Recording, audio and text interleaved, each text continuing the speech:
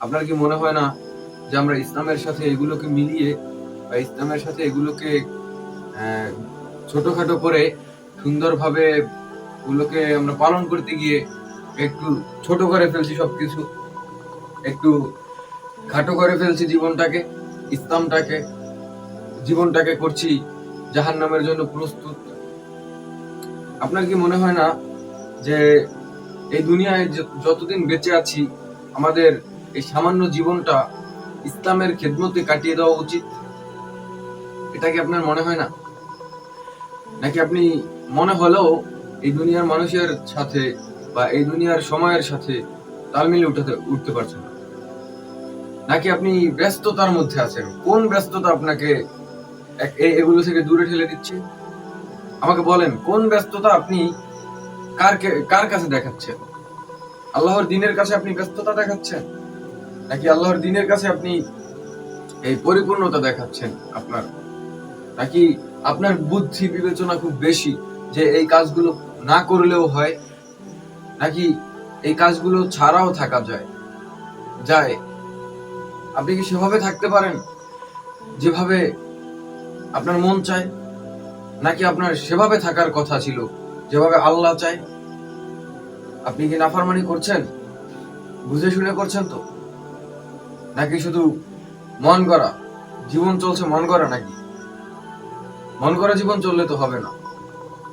আপনার জীবন, আপনার সময়, আপনার সবকিছু আল্লাহর আইনে চলতে হবে। আপনার সবকিছু আল্লাহর সিস্টেমে চলতে হবে। ইসলামের একটা সিস্টেম আছে না?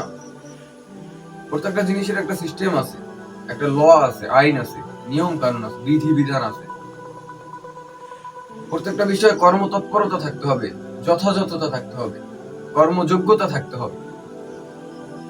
আপনাকে শুধু এই দুনিয়ায় আসবেন, চলবেন, ফুর্তি করবেন আর এই খাবার খাবেন এজন্য পাঠানো হয় না। আপনাকে দিনের কিছু কাজ দেওয়া হয়েছে, যেগুলো করতে হবে। আপনাকে দায়িত্ব দেওয়া হয়েছে না? আপনাকে এগুলো তো করতেই হবে। এগুলো ছাড়া তো আপনার জীবন চলবে না। এগুলো ছাড়া তো আপনার ওই আখিরাতের সময় আপনি শান্তি পাবেন না, আপনাকে জাহান্নামে যেতে হবে। তো রাসূলুল্লাহ সাল্লাল্লাহু আলাইহি ওয়াসাল্লাম এই ইসলাম আমাদেরকে দিয়ে যাওয়ার জন্য কি কি করেছেন আপনাদের কি মনে নাই? আপনারা কি ভুলে গেছেন এত তাড়াতাড়ি? মাত্র 1400 বছর হয়েছে, এত তাড়াতাড়ি ভুলে গেলেন? তায়েফ যখন গিয়েছিলেন রাসূলুল্লাহ সাল্লাল্লাহু আলাইহি ওয়াসাল্লাম, তখন সেখানকার ওই যে দলপতি যারা ছিল, গোত্রপতি নেতা, তাদের কাছে যখন ইসলামের দাওয়াত পৌঁছানো হলো, তখন তিনি ইসলামের দাওয়াত যাদেরকে দিয়েছিলেন সবাই যারা ছিল, সবাই, কেউ ইসলাম গ্রহণ করেনি। সবাই তার বিরুদ্ধে গিয়েছিল, সবাই তাকে পাগল ভেবেছিল। পাগল ভেবে এই বাচ্চাদেরকে লেলিয়ে দিয়েছিল যে যাও, তুমি পাগল পেয়েছো, পাগলের সাথে যা করো মুহাম্মদ সাল্লাল্লাহু আলাইহি ওয়াসাল্লামের সাথে তাই করো। তখন তারা পিছনে পিছনে ওই বাচ্চারা আসতে লাগলো এবং তার গায়ে পাথর মারতে লাগলো এবং তার শরীর থেকে রক্ত ঝরতে লাগলো। তায়েফের ময়দানে রক্ত ঝরছে না? রাসূলুল্লাহ সাল্লাল্লাহু আলাইহি ওয়াসাল্লাম বলেছেন, এই তায়েফে তিনি যতটা কষ্ট পেয়েছেন তার থেকে কষ্ট তিনি কখনো পাননি। তায়েফে অনেক কষ্ট পেয়েছেন তিনি, তায়েফে বারবার গিয়েছিলেন, বারবার সেখানে কষ্ট পেয়েছেন। এবং তার ছোটবেলা কিন্তু এই তায়েফেই বেড়ে ওঠা হয়েছিল। তায়েফ ছিল তার বাল্যকাল পর্যন্ত। ওই যে হালিমাতুস সাদিয়া, তার দুধমা, তারা কিন্তু ছিল ওই তায়েফবাসী, তায়েফে ছিল তারা। তো এর থেকে বড় কষ্ট আর কিছু নাই। তারপর যখন হিজরত কি? দেশ ত্যাগ, নিজের শহর ত্যাগ, এটা করে তারপর আমাদের ইসলাম এনে দিয়ে গেছেন, ইসলাম পূর্ণ করে দিয়ে গেছেন। ইন্না দীনা ইনদাল্লাহিল ইসলাম। বুঝেন না এই বিষয়টা? আপনাকে মানতে হবে আল্লাহর নিকট মনোনীত ধর্ম, গ্রহণযোগ্য ধর্ম কোনটা? ইসলাম। ও ইসলামের বাইরে যাওয়ার কোনো সুযোগ নাই, আমাদের সুযোগ নাই। আমাদের ইসলামের মধ্যে থাকতে হবে। আমাদের ইসলামের আওতার বাইরে যাওয়ার পরে জীবনে সফলতা আসবে না। আপনারা এই দুনিয়ায় কি সামান্য কষ্ট করছেন? দুনিয়ায় কি সামান্য ব্যর্থতার মধ্যে আছেন? ব্যর্থতা কিসের? ব্যর্থতা কাকে বলে জানেন? হ্যাঁ, ব্যর্থতা কাকে বলে এখন তো পর্যন্ত তাহলে জানিনি না, ইসলাম তো শিখেন নাই। ব্যর্থতা, ব্যর্থতা আল্লাহকে না পাওয়া হলো ব্যর্থতা। আল্লাহর কাছে ক্ষমা চেয়ে ক্ষমা না পাওয়া হলো ব্যর্থতা। যখন ইব্রাহিম আলাইহিস সালাম তার ওই দোয়ার মাধ্যমে আল্লাহর কাছে যে দোয়া করেছিলেন যে নমরুদের বাহিনীকে হত্যা করে দাও, নমরুদ কি করেছিলেন মনে নাই? নমরুদ আল্লাহর সাথে যুদ্ধ করার জন্য তার লক্ষ লক্ষ সৈন্য ময়দানে হাজির করেছিলেন। নমরুদ লক্ষ লক্ষ সৈন্যকে সুসজ্জিত করেছিলেন। নমরুদ লক্ষ লক্ষ সৈন্যকে খাবার দাবার এবং সেখানে তাদের এই মনোরঞ্জন করার জন্য, সৈন্যদের মন ভালো রাখার জন্য সেখানে রাস্তার নর্তকীদেরকে নাচ গান করানো ব্যবস্থা করেছিল। এখন নাচ গান হয় না আমাদের দেশে, এরা রাস্তার নর্তকী, এরা সব থেকে খারাপ। এই রাস্তায় এই যারা নাচ গান করে না, যে মেয়েগুলো নাচ গান করে, এদের থেকে খারাপ আর কেউ নাই। এরা সব থেকে খারাপ, এরা সব থেকে খারাপ, এরা ঈমান ধ্বংসকারী। এদের জন্য বলেছে যখন এই নাচ গান কর্মীওয়ালা বেড়ে যাবে, সমাজে এই নাচ গান করবে, তখন আল্লাহর গজব আসবে, জালিম বাদশা চাপিয়ে দেওয়া হবে, ভূমিধস হবে, ভূমিকম্প হবে, অগ্নিবায়ু হবে, বাতাস বেড়ে যাচ্ছে। বাতাস এখন গরম না, গরম বাতাসের কারণ কি? এই যে নাচে, রাস্তায় যে নাচে, নষ্টামি করে, 2 টাকা দিলে এখন নাচার মতন মেয়ে পাওয়া যায়, 5 টাকা দিলে, 100 টাকা দিলে সারাদিন সারা রাত্র নাচবে, এরকমের মেয়ে পাওয়া যায়। এগুলো কি? তখন এই নমরুদ তার এই সৈন্যদেরকে কি করেছিল? মনোরঞ্জন করার জন্য এই তিনি ওই রাস্তার নর্তকীদেরকে বা ওই নাচ গান করানোর জন্য ওই নারীদেরকে এনেছিলেন, সেখানে নাচ গান করেছিলেন তার সৈন্যদেরকে শান্তি দেওয়ার জন্য, মনোরঞ্জন করার জন্য। লক্ষ লক্ষ সৈন্য সেখানে সুন্দরভাবে খাবার দাবারের ব্যবস্থা করেছিলেন। লক্ষ লক্ষ কোটি কোটি সৈন্য কি করেছিল? আল্লাহ তাআলা মশা দিয়ে হত্যা করে দিয়েছিল, মনে নাই? পরে দেখবেন, এই ইব্রাহিম আলাইহিস সালামের কাহিনী করবেন, তাহলে এগুলো বুঝবেন। নমরুদ মশার কারণে মারা গিয়েছিল, মনে আছে? নমরুদ কিভাবে মারা গেছিল? মশার কারণে। লক্ষ লক্ষ সৈন্য, আল্লাহ রাব্বুল আলামিন এক ঝাঁক মশা পাঠালেন। ওই প্রথমে পাঠালেন ওই যে সৈন্যরা ছিল ওই ময়দানে, এই সৈন্যদের কাছে যে আল্লাহর সাথে যুদ্ধ করতে চেয়েছিল, মশা পাঠালেন। মশা এসে মাথার ভিতর থেকে, মাথার উপর থেকে ঢুকে একেবারে ছিদ্র পর্যন্ত, পায়ের পা ছিদ্র করে বের হয়ে গেছিল। তার পুরো শরীর মশায় খেয়ে ফেলেছিল, পুরো শরীরের গোস্ত খেয়ে ফেলেছিল প্রত্যেকটা যোদ্ধার। হাড়গুলো ছাড়া আর কিছুই বাকি ছিল না ওই যোদ্ধাদের। এমনকি একটা মশা, সামান্য একটা মশা মুরগির মতন ফুলে গিয়েছিল, মুরগি হয়ে গেছিল এক একটা মশা, বুঝেন নাই? এক একটা মশা মুরগির মতন হয়ে গেছিল, বড় বড় মুরগি হয়ে গেছিল, মানুষের রক্ত খেয়ে, মানুষের মাংস খেয়ে যোদ্ধাদেরকে খেয়ে ফেলেছিল। এরপর যোদ্ধাদেরকে খেয়ে একটা ল্যাংড়া মশা, খোরা মশা নমরুদের কাছে আসে এবং নমরুদের একটু পায়ের উপর বসে, এই রানের উপর বসে। বসার পরে নমরুদ যখন তাকে মারতে যায়, তখন কি করে? তখন সেই মশাটা তার নাকের ভিতর ঢুকে যায়, ঢুকে গিয়ে মস্তকে বসে থাকে, মস্তকে যন্ত্রণা দিতে থাকে, মস্তকে যন্ত্রণা দিতে থাকে। এরপরে নমরুদ কাজে লোক রাখে যে মাথা একটু আঘাত করবে, এভাবে এভাবে এভাবে আঘাত করলে একটু শান্তি হয়। এভাবে আঘাত করতে করতে ওই যে লোক রেখেছিল সেই এমন ভাবে তার মাথায় আঘাত করেছিল, তার মাথা চৌচির হয়ে গেছিল। অর্থাৎ এটাও বুঝাতে চেয়েছি যে আপনার কার হাতে মৃত্যু আছে, কিভাবে মৃত্যু আছে, আল্লাহ ছাড়া কেউ জানে না।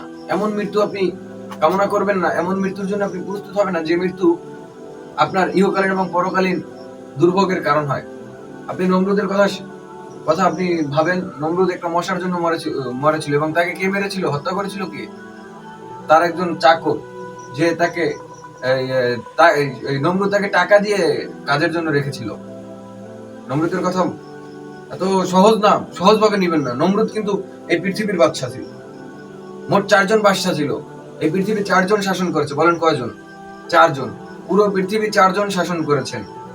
তাদের মধ্যে 1 নম্বর হযরত সুলাইমান আলাইহিস সালাতু ওয়াসসালাম, 2 নম্বর হযরত ইব্রাহিম আলাইহিস সালাতু ওয়াসসালামের যে ওই বাদশা ছিলেন সিকান্দার জুলকারনাইন, বলেন 2 নম্বর কি?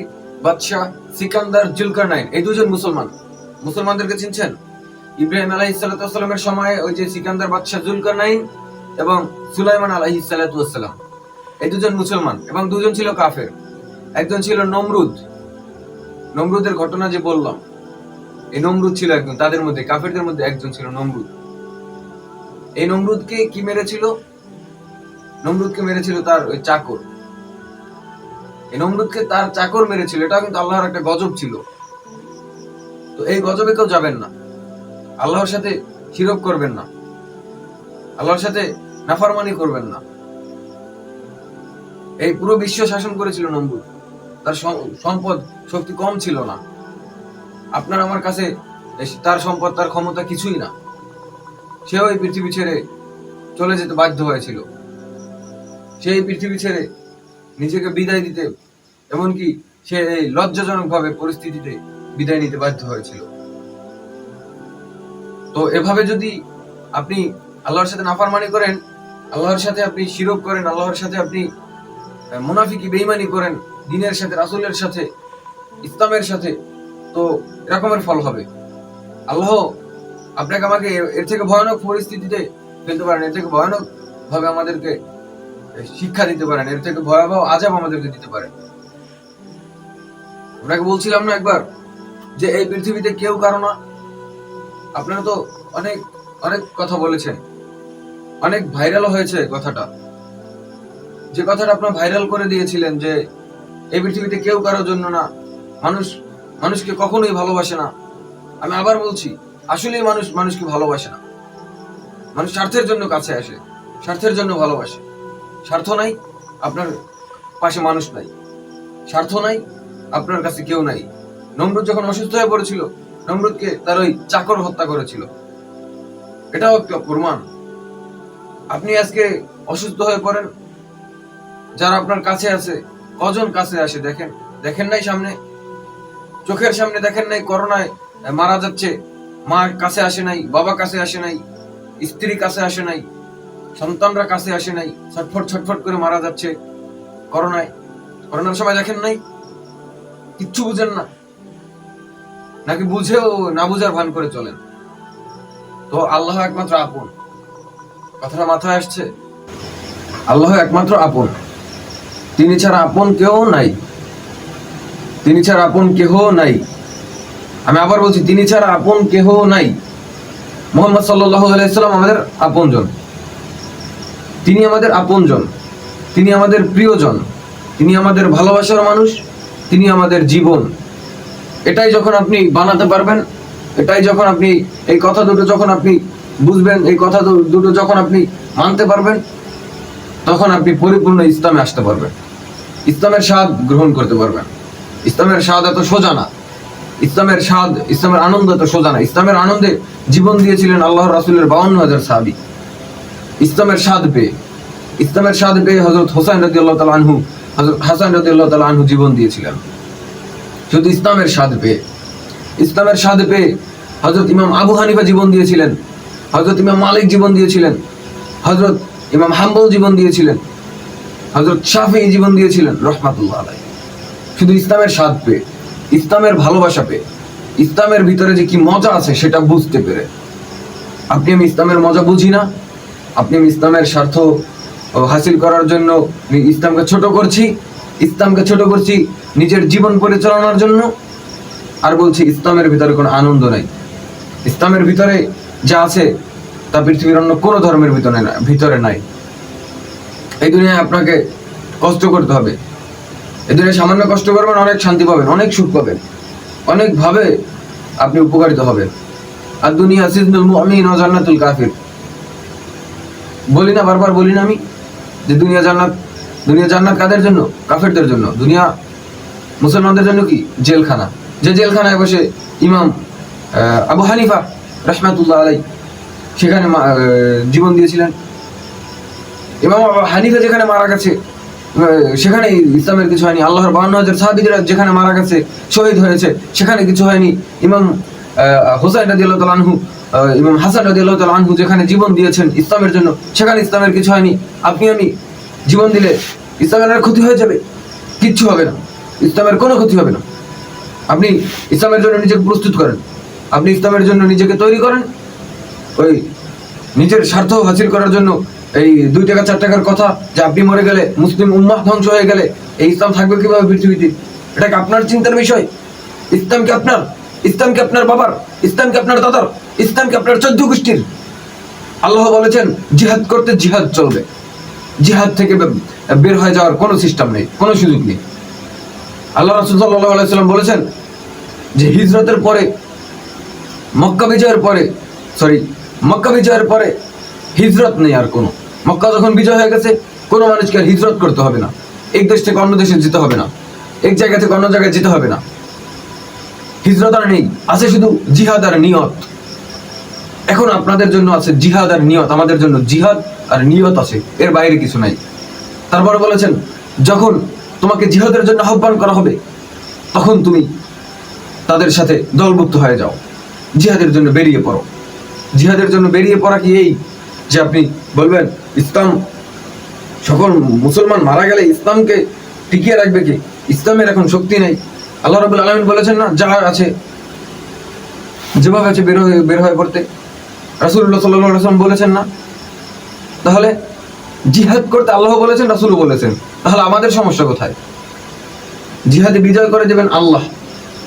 তো ইসলামকে ছোট করার জন্য, ইসলামকে খাটো করার জন্য যতভাবে আপনি পরিকল্পনা করেন, আপনি ইহুদিদের দালাল হন, খ্রিস্টানদের দালাল হন, আপনি সেকুলারিজমদের দালাল হন, আপনি যাদের দালাল হন, কিচ্ছু করার নেই, কিচ্ছু করতে পারবেন না।